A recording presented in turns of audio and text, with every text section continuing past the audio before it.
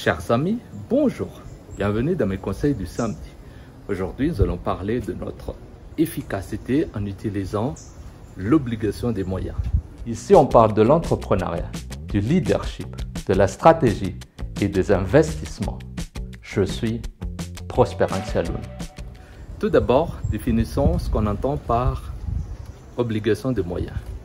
Par opposition avec l'obligation des résultats, l'obligation de moyens implique l'utilisation des efforts ainsi que le respect de toutes les règles et les consignes pour pouvoir atteindre un objectif.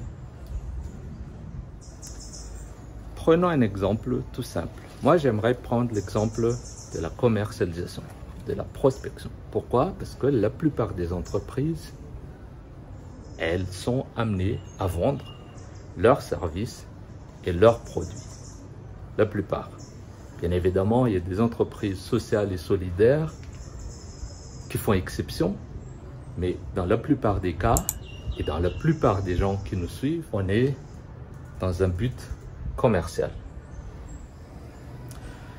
Donc, quand on vend, quand on veut augmenter notre chiffre d'affaires, il y a plusieurs possibilités. Les plus utilisées, c'est soit on augmente le nombre de la clientèle, c'est-à-dire le nombre des gens qui achètent, ce qui inclut automatiquement le nombre des quantités vendues, ou bien on augmente le prix par unité.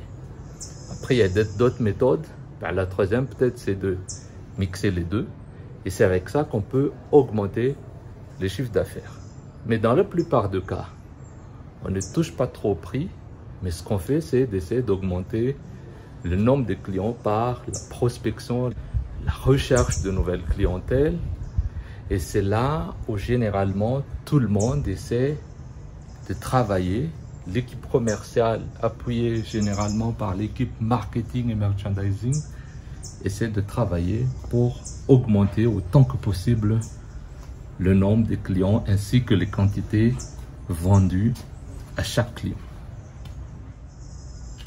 Dans ce cas, l'obligation du moyen serait de fournir des efforts pour pouvoir augmenter le nombre de gens touchés par la prospection et ou par la recherche de clientèle via d'autres méthodes. Ça peut être des méthodes digitales ou autres méthodes utilisées de nos jours pour effectuer des prospections automatisées.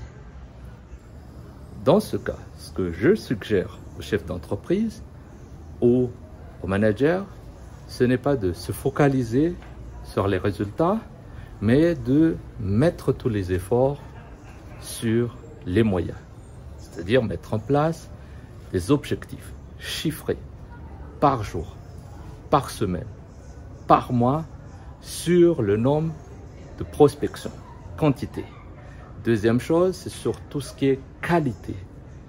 Qui on contacte, comment on les contacte, améliorer la qualité. Troisièmement, avoir des règles, des façons de faire, mettre en place un processus pour pouvoir effectuer ce travail.